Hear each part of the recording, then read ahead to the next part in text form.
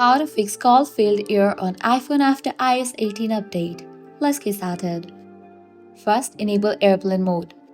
Try toggling airplane mode to reset your network connection. So, launch your settings. Now here you're gonna find the option of airplane mode. Enable for it. Now wait for a few minutes and then toggle it off.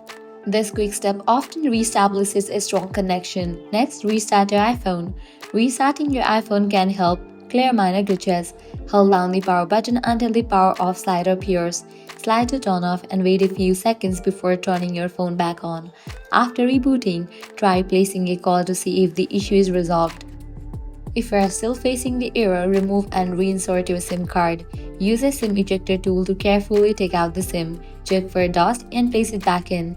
Make sure it's aligned correctly, as a loose SIM can cause call issues. As a last resort, reset network settings to clear out any connection issues. Go to Settings, go to General, scroll down, click on Transfer or Reset iPhone, click on Reset Network Settings, enter your phone's password over here and go through the process. With these steps, your call failed error should be a thing of the past.